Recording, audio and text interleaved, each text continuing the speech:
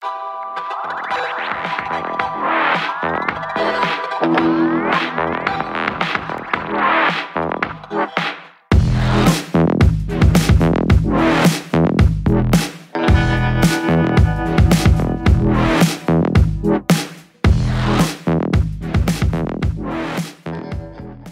Sobat MBC yang hadir secara onsite dan juga secara online. Selamat datang dalam ibadah MBC di hari Minggu ini.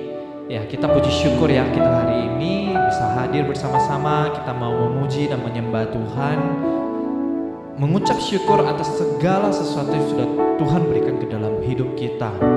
Kita percaya Tuhan selalu melindungi dan menyertai sepanjang dalam hidup kita. Kita mau aminkan itu. Namun sebelum itu mari kita bersatu dalam doa dahulu. Bapa di dalam surga, kami sungguh mengucap syukur Tuhan untuk setiap hari Tuhan, setiap detik, setiap menit dan setiap jam Tuhan.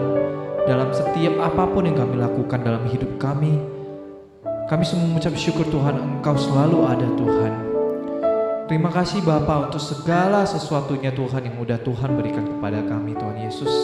Sebentar Tuhan kami mau memuji dan menyembah Engkau Tuhan. Biarlah Tuhan kami mau menyerahkan Tuhan ibadah ini Tuhan ke dalam tangan-Mu Bapa. Berkati setiap hati kami Tuhan.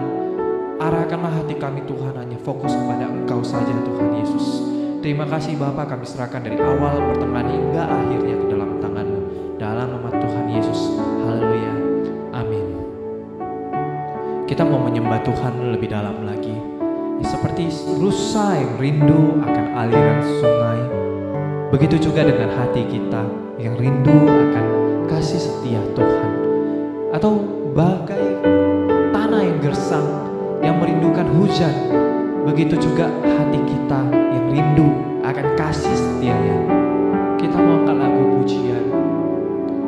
Hanya Engkau yang mengetahui hidup kami, seperti rusa yang rindu dan haus akan aliran sungai-Mu.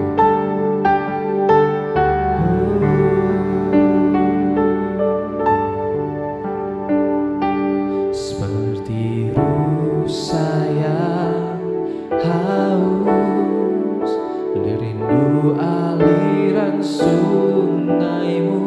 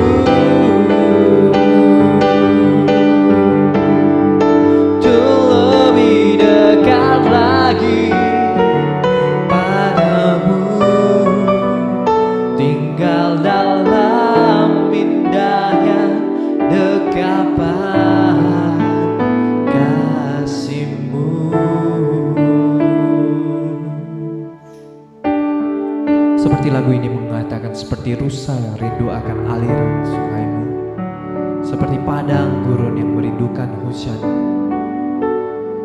Begitu juga dengan hati kita yang rindu akan kasih Tuhan dalam hidup kita. Kami sungguh ucap syukur Tuhan atas segala sesuatunya yang sudah Tuhan kasih sama kita. Karena hanya Tuhan yang mengenal pribadi kita siapa. Mungkin hari ini kita nggak bisa cerita kepada orang lain mengenai masalah hidup kita, pergumulan kita yang sangat berat, kita nggak sanggup menyampaikan dengan kata-kata. Tapi percayalah, hanya Dia satu-satunya yang mengenal pribadi kita.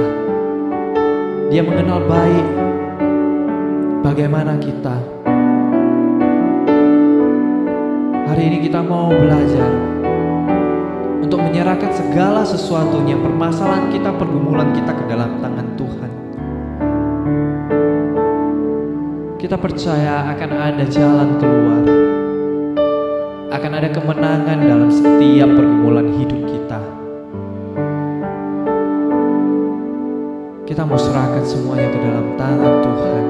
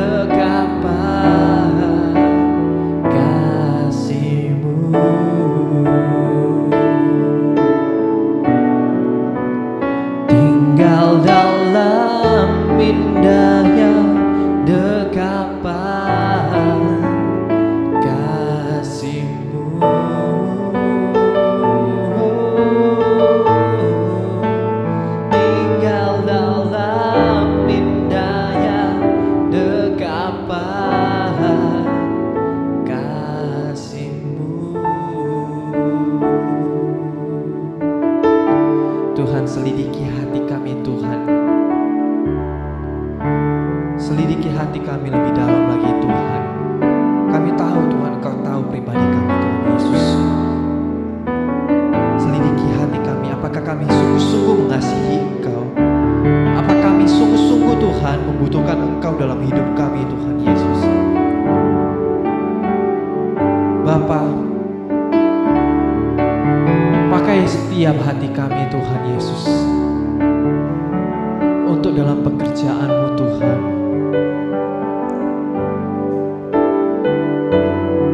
Kami hari ini mau Tuhan melihat kebaikan-kebaikan yang Kau akan berikan kepada kami Tuhan Yesus. Dan Tuhan, kami percaya Bapa, sampai akhir hayat kami, akhir perjuangan kami Tuhan, Engkau tetap setia dalam hidup kami. Terima kasih Tuhan Yesus.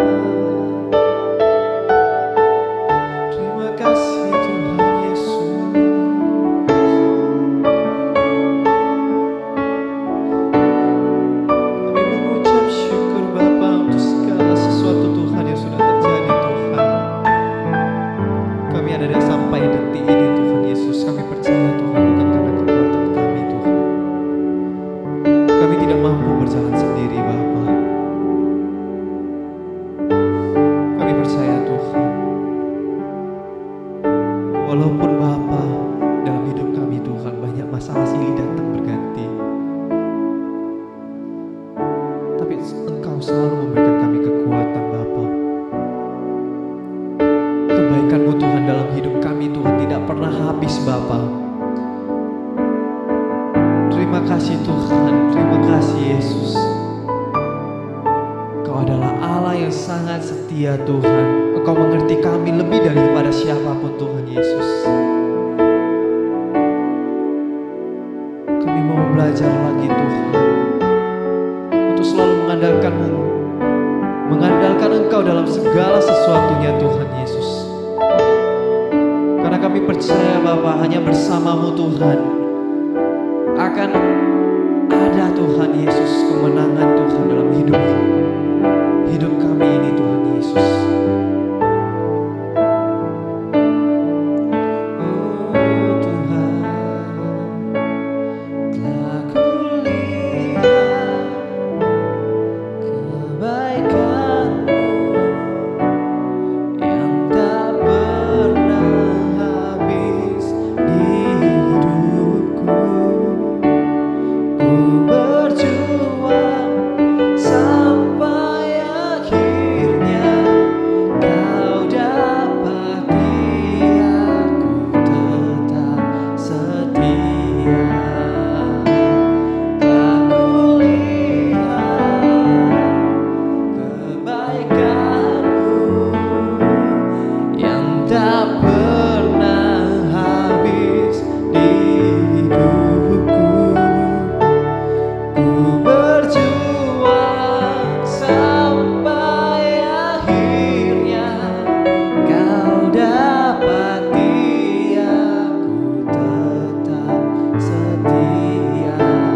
Kau dapati aku tetap setia. Kau dapati aku tetap setia. Terima kasih Tuhan buat kesetiaan-Mu Bapa.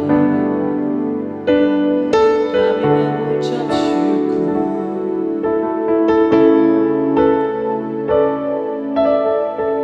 Tuhan, hari ini kami datang Bapa. Kami mau menyiapkan hati kami Tuhan untuk mendengarkan firman-Mu Tuhan saat ini Tuhan. Tuhan, arahkan hati kami Tuhan, fokuskanlah hati kami Tuhan hanya kepada Engkau Tuhan Yesus.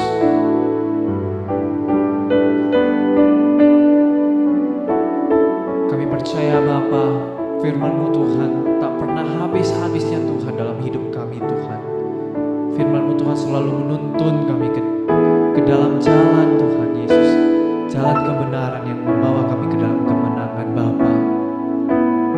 Tuhan, hari ini Tuhan kami mau mendengarkan firman-Mu Tuhan, dan kami sudah siap Bapa. Namun sebelum itu Tuhan, kami masih mau menyembah Engkau Tuhan sebelum kami mendengarkan firman-Mu Tuhan. Biarlah Tuhan, kami rindu Tuhan, firman-Mu Tuhan dapat menjadi rema dalam kehidupan kami dan mengubahkan kami.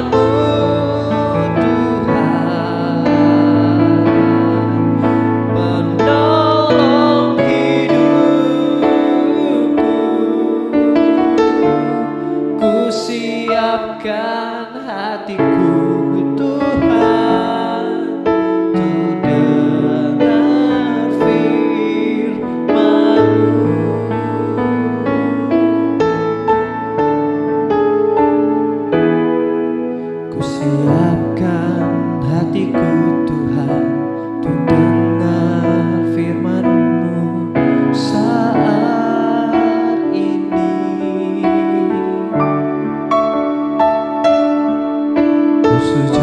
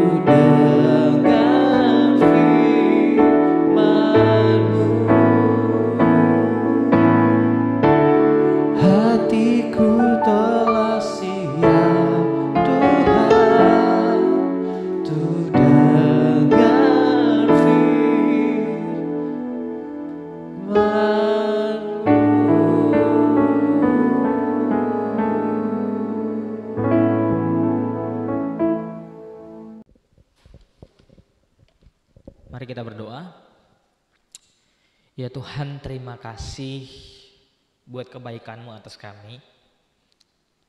Kami rindu hadir di tempat ini. Kami rindu menyembah-Mu ya Tuhan. Kami rindu merasakan Engkau. Dan kini tiba saatnya kami mendengar kebenaran firman Tuhan. Pakailah hamba-Mu ya Tuhan yang penuh dengan keterbatasan. Biarlah firman-Mu yang selalu menguatkan kami untuk menjalani hari-hari kami yang semakin hari semakin entah kemana jalannya ya Tuhan. Tapi biarlah melalui firman-Mu kami tetap berada di jalan-Mu ya Tuhan. Dalam nama Yesus kami bersyukur dan berdoa. Amin. Shalom.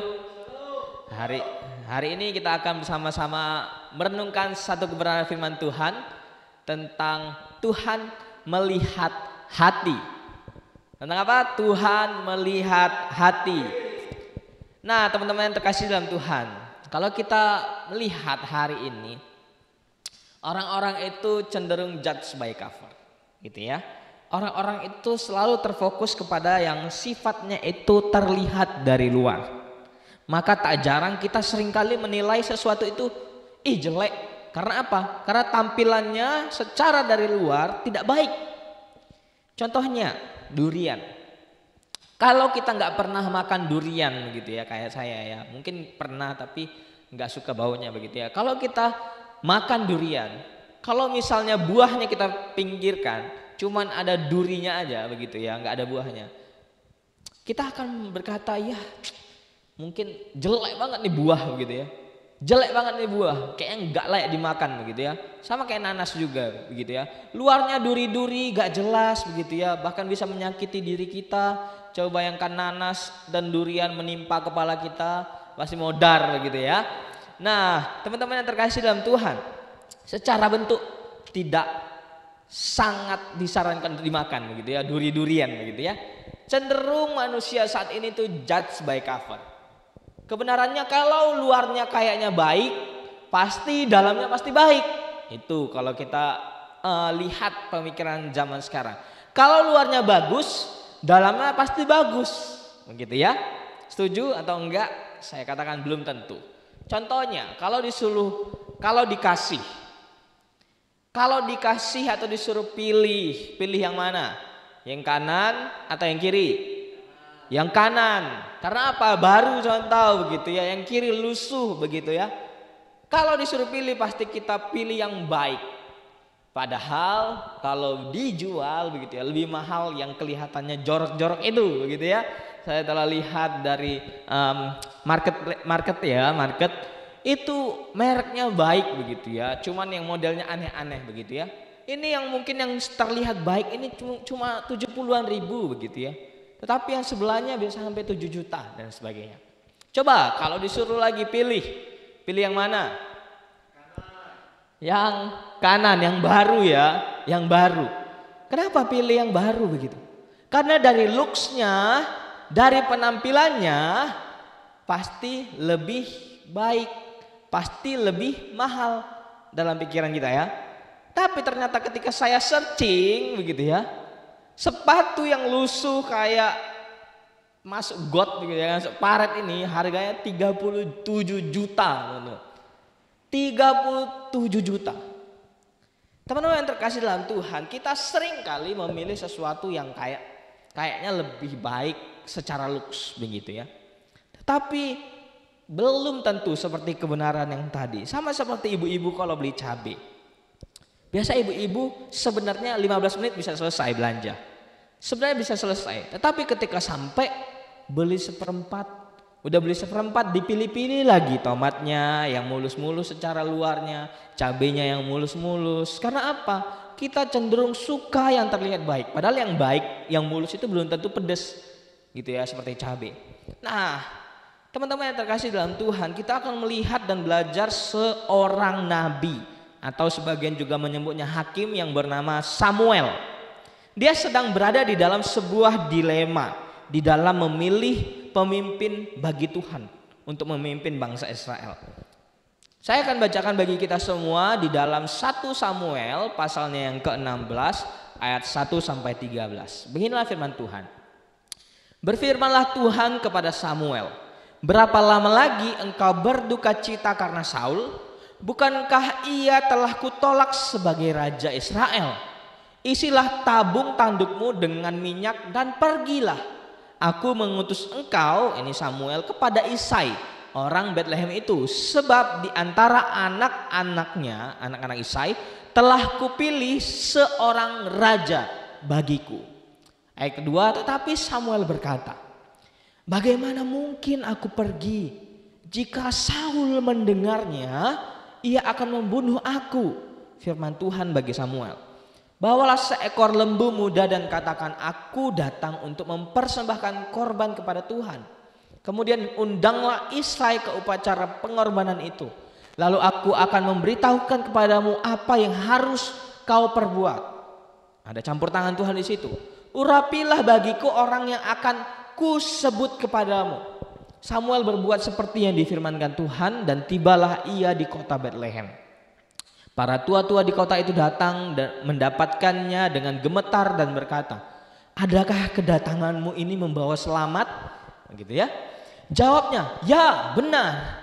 Di tengah-tengah kegentarannya, ketakutan Samuel, "Aku datang untuk mempersembahkan korban kepada Tuhan. Kuduskanlah dirimu dan datanglah dengan daku ke upacara pengorbanan ini." Kemudian ia menguduskan Isai dan anak-anaknya yang laki-laki dan mengundang mereka ke upacara pengorbanan itu. Ketika mereka masuk dan Samuel melihat Eliab, anaknya yang paling sulung, lalu pikirnya, "Sungguh di hadapan Tuhan sekarang berdiri yang diurapinya." Tetapi ayat 7 Tuhan berkata, "Tetapi berfirmanlah Tuhan kepada Samuel, janganlah pandang parasnya atau perawakannya yang tinggi, sebab aku telah menolaknya. Bukan yang dilihat manusia yang dilihat Allah. Manusia melihat apa yang di depan mata, tetapi Tuhan melihat hati." Lalu Isai memanggil Abinadab dan menyuruhnya lewat di depan Samuel. Tapi Samuel berkata, "Orang ini pun tidak dipilih Tuhan." Ayat 9, kemudian Isai menyuruh Syama lewat. Tetapi Samuel berkata, "Orang ini pun tidak dipilih Tuhan." Demikianlah Isai menyuruh ketujuh anaknya lewat di depan Samuel. Tetapi Samuel berkata kepada Isai, "Semuanya ini tidak dipilih Tuhan." Lalu Samuel berkata kepada Isai, "Inikah anakmu semuanya?" Jawabnya, "Masih tinggal anak yang bungsu, tetapi sedang menggembalakan kambing domba." Kata Samuel kepada Isai, "Suruhlah memanggil dia, sebab kita tidak akan duduk makan sebelum ia datang kemari." Kemudian disuruhnyalah menjemput dia. Ia kemerah-merahan, matanya indah, parasnya elok. Lalu Tuhan berfirman, "Bangkitlah, urapilah dia, sebab inilah dia."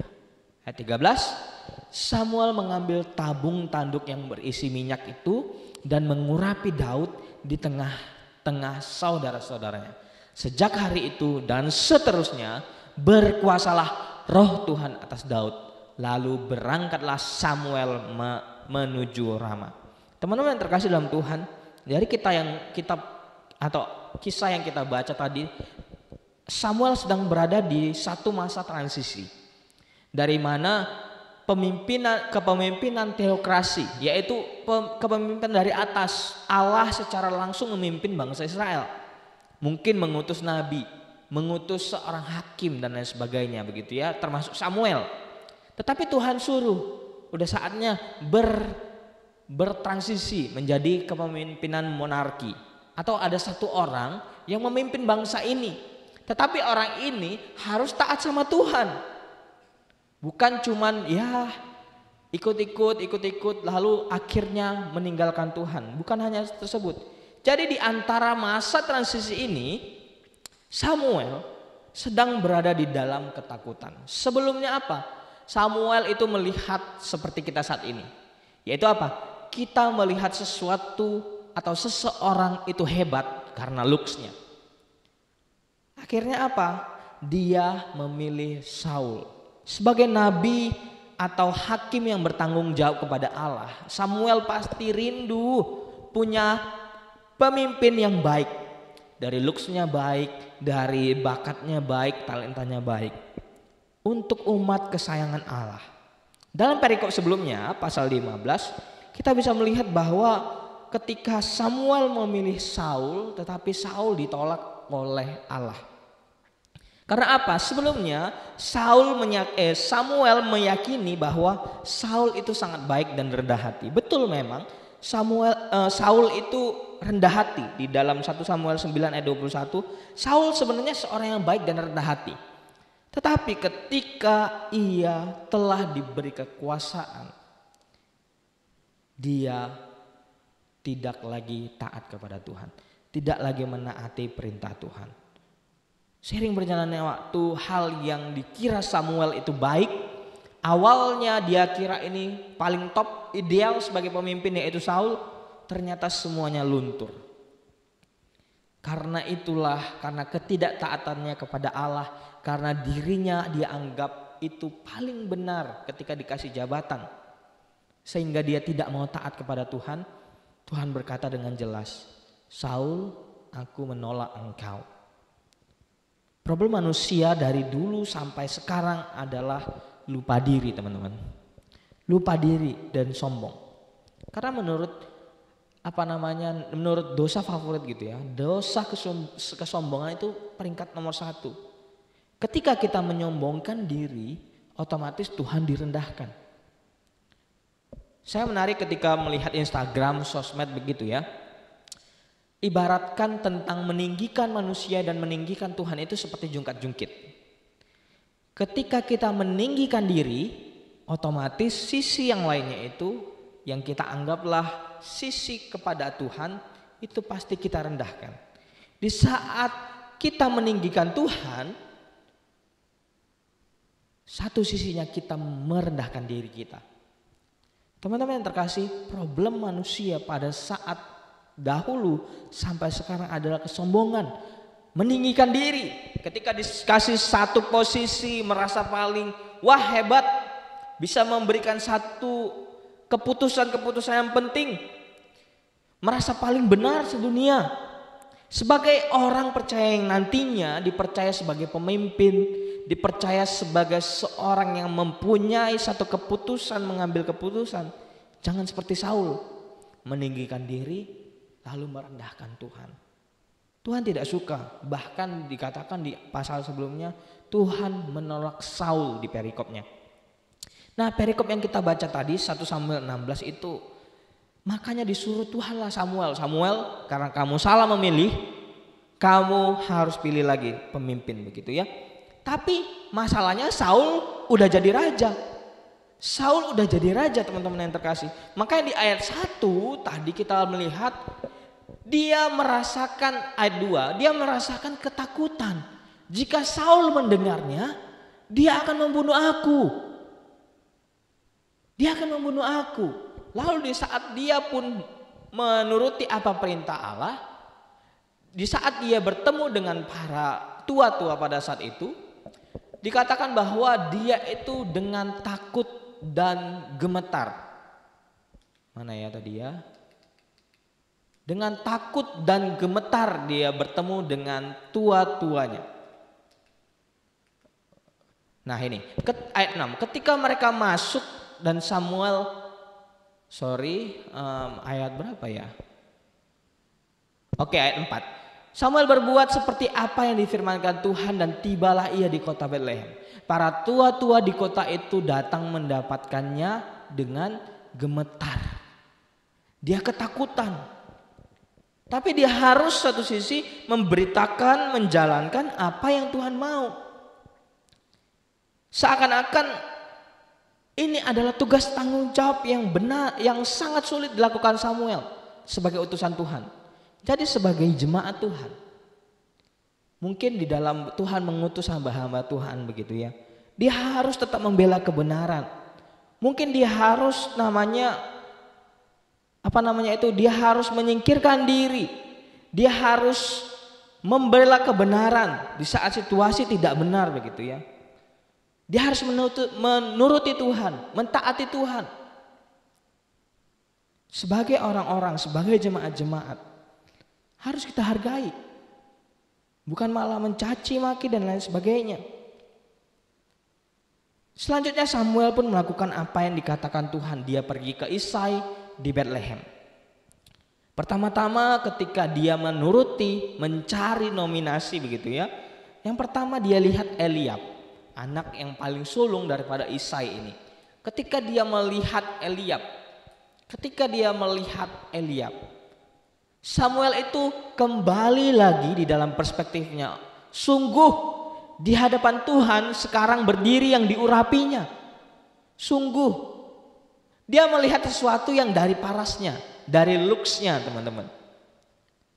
Tetapi Tuhan menjawab Samuel, seakan-akan Tuhan memperingatkan lagi Samuel seperti ini. Bukan yang dilihat manusia, yang dilihat Allah. Manusia melihat apa yang di depan mata, tetapi Tuhan melihat hati. Seakan-akan Tuhan melihat Samuel ini di dalam perspektifnya selalu melihat apa yang di luar. Makanya Tuhan berkata, jangan pandang parasnya lagi atau perawakannya yang tinggi, sebab aku telah menolak Saul pada saat itu dan menolak Eliab pada saat itu ya. Melanjutkan ayat yang ke-6. Manusia selalu melihat sesuatu yang terlihat di luar, tetapi dari firman Tuhan ayat 7 kita boleh bersama-sama belajar. Tuhan melihat sesuatu yang paling dalam, yang paling murni. Kenapa teman-teman yang terkasih? Kenapa harus hati yang dilihat oleh Tuhan? Karena hati adalah bagian yang terdalam dari manusia. Yang mengerti hatimu adalah dirimu dan Tuhan yang tidak terbatas. Yang mengerti hatimu, yang mengerti motivasimu adalah dirimu yang punya hati dan Tuhan yang sebenarnya menciptakan engkau, dia juga yang punya hati dan dia yang tidak terbatas. Dari hatilah terpancar semua kehidupan, kata Amsal juga. Jadi yang penting dari hati. Kalau hatinya ingin melayani di dalam situasi apapun, dia tetap melayani. Kalau hatinya memang busuk, di saat kita bertemu dengan orang-orang hahihi, tetap aja hatinya busuk. Begitu ya. Jadi hati yang dipentingkan oleh Tuhan. Karena apa? Hati yang memancarkan kehidupan. Hati bagian yang paling murni di dalam hidup kita. Di dalam satu perjalanan kita di dunia ini. Saat ini sebagai pengamat orang-orang muda, sebagai orang-orang yang mengamati pemuda-pemuda zaman ini, banyak anak-anak muda yang selalu mengatakan bahwa hidup hanya untuk diriku, bukan untuk Tuhan. Sehingga apa? Bangku-bangku di pemuda itu kosong. Spirit of melayaninya itu kurang. Spirit of me, keegoannya itu semakin ditinggikan saat ini. Dan Tuhan semakin direndahkan. Makanya Tuhan memberikan satu firman kepada Samuel. Cari yang hatinya berpusat kepadaku. Lalu anak-anak Isai berikutnya dikasih sampai 7 anak gitu ya. Sampai 7 anaknya. Tetapi Tuhan berkata, bukan ini semua. Tetapi di satu sisi ketika semuanya sudah tersedia begitu ya, sudah disediakan bagi Samuel, termasuk Isai juga memandang bahwa anak-anaknya yang baik secara paras itu ya ini 7 anaknya. Dia membelakangi Daud, malah disuruh, udahlah lu jaga domba aja begitu ya. Tetapi Tuhan melihat hati Daud yang penuh dengan care begitu ya, termasuk kepada domba-dombanya. Care, hatinya ingin melayani sekalipun tidak dilihat, sekalipun parasnya tidak baik menurut Isai, menurut Samuel. Tetapi Tuhan memilih Daud. Hingga akhirnya di ayat 13 dikatakan apa? Tuhan melalui Samuel mengurapi Daud di tengah-tengah saudaranya. Sejak hari itu dan seterusnya berkuasalah roh Tuhan atas Daud. Jadi ketika kita diutus dimanapun kita berada, sekalipun paras kita tidak baik, pekerjaan kita tidak baik, keluarga kita tidak baik, ada kuasa roh Tuhan ketika kita diutus oleh Tuhan saat ini, dimanapun kita melayani, apapun yang kita perbuat, apapun yang kita layani. Teman-teman yang terkasih, mari kita refleksikan kebenaran pelajaran hari ini. Bagaimana kehidupan kita? Apakah hati kita sudah berfokus kepada Tuhan atau kepada diri sendiri? Apakah hati kita tertuju kepada Tuhan atau meninggikan diri? Sadarilah bahwa dimanapun, apapun kondisi, situasi, ketika Tuhan mengutus kita, ketika kita sebagai orang percaya, kita mengerti, kita mengimani bahwa dimanapun kita berada dan kapanpun kita berada, itu adalah campur tangan Tuhan, itu adalah rencana Tuhan, itu adalah Tuhan yang mengutus kita dimanapun. Sadarilah Tuhan memberikan satu pengurapan dan Roh Kudus Tuhan berkuasa atas diri kita. Sekalipun pelayanan kita dianggap orang rendah, mungkin cuma jabat tangan, mungkin cuma hitung persembahan, mungkin cuma sapu-sapu gereja, begitu ya teman-teman. Tetapi sadarilah, ketika engkau berdiri saat ini dimanapun engkau berada, keluargamu yang mungkin orang lain lihat itu tidak baik, bahkan hancur menurut pandangan dunia, tapi percayalah Tuhan mengutus engkau, Tuhan berkuasa atas engkau. Tuhan tidak melihat itu semua, tetapi kalau fokus kita, hati kita tertuju kepada Tuhan, Tuhan akan mengurapi, Tuhan akan memakai kita lebih lagi. Untuk itu biarkan Roh Kudus Tuhan bekerja di dalam hidup kita. Tuhan melihat hati, bukan melihat paras. Teman-teman yang terkasih, ketika saya menjadi hamba Tuhan, ingin melamar menjadi hamba Tuhan, begitu ya, ingin jadi hamba Tuhan, saya juga merasa di perjanjian lama itu pemimpin rohani harus perfect, gak boleh ada cacat. Sedangkan saya cacat, begitu ya, saya disabilitas. Apakah saya secara paras tidak ideal? Apakah saya tetap dipakai oleh Tuhan? Akhirnya dosen pada saat itu ada berkata, di dalam Yesus segala sesuatu sudah ditebus, termasuk ketidaksempurnaanmu. Tetapi diingatkan lagi, Tuhan tidak melihat fisik, tetapi melihat hatimu yang tertuju kepada Tuhan. Mari teman-teman semuanya, baharui hati kita dan biarkan Roh Kudus selalu menolong kita. Biarkan Dia berkuasa, jangan diri kita yang berkuasa. Karena seringkali ketika kita membiarkan diri kita berkuasa atas diri kita, kita kecewa. Seringkali ketika kita judge by cover, melihat dari parasnya, begitu cantik, begitu ini, kita seringkali kecewa. Sama seperti Tuhan, kita aja beli durian gak lihat durinya, kita lihat buahnya. Sama seperti Tuhan, ketika Tuhan mencari kita, Tuhan tidak looks yang apa yang di luar, tapi Tuhan mencari yang paling murni dalam hidup kita, yaitu hati kita. Mari kita berdoa. Ya Tuhan, terima kasih hari ini kami boleh mendengarkan firman Tuhan.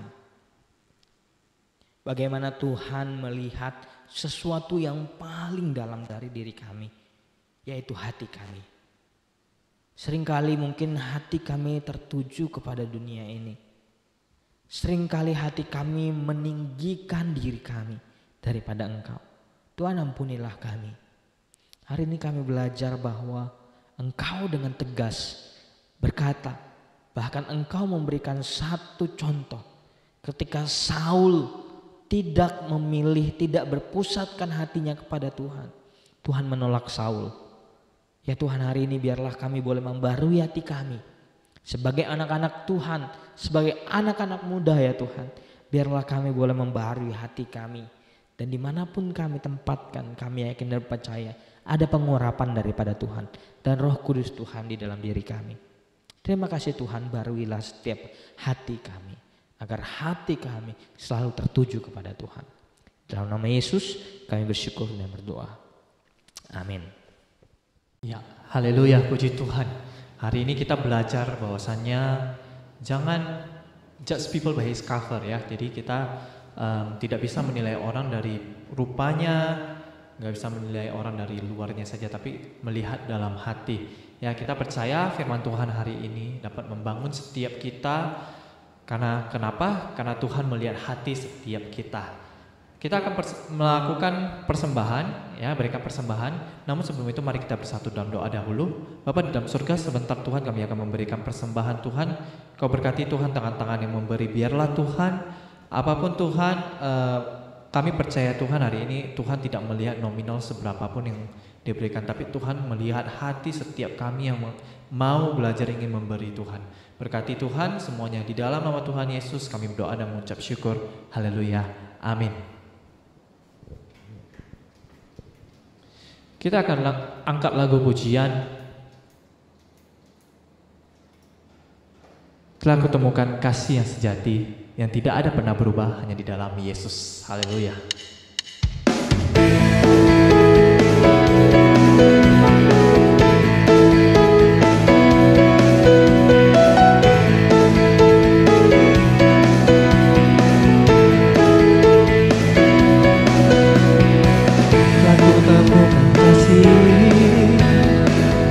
Sejati tiada pernah berubah, hanya di dalam-Mu, Yesus Tuhanku. Kasih yang telah Kau beri lebihi segala yang terbaik dalamku, tak berkesudahan, kekal selamanya. Kini ku bawa kepadamu hidupku sebagai persembahan. Terimalah pujian dari hatiku, hanyalah untukmu.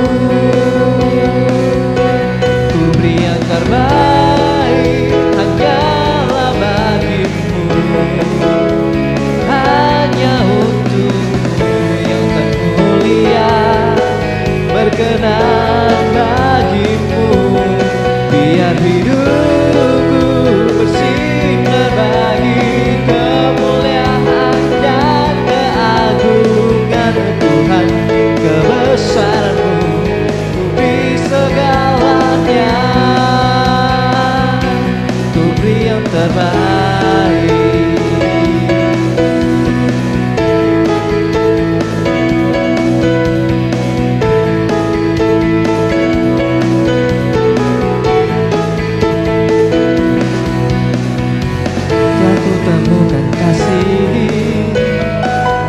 Sejati tiada pernah berubah, hanya di dalam-Mu, Yesus Tuhanku.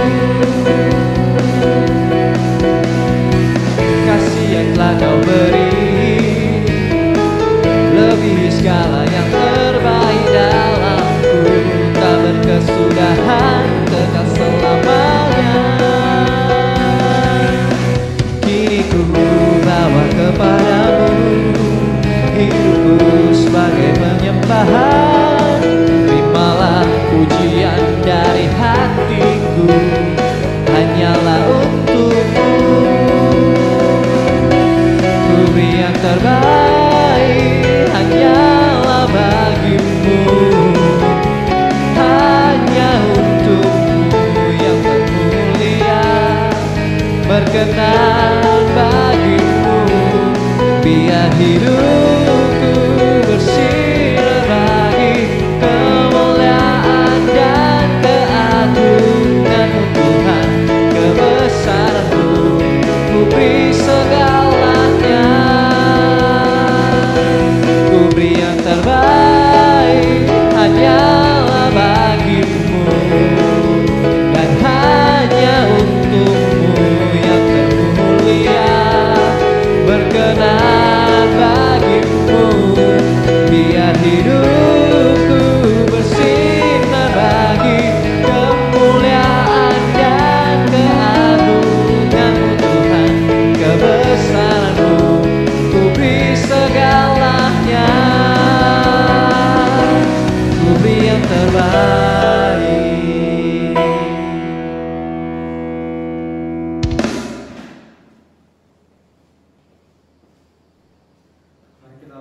Kita pulang dengan membawa berkat daripada Tuhan.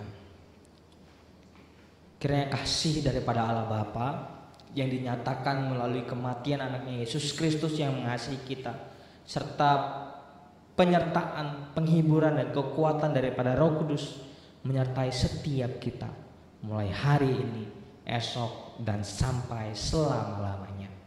Amin. Silakan duduk.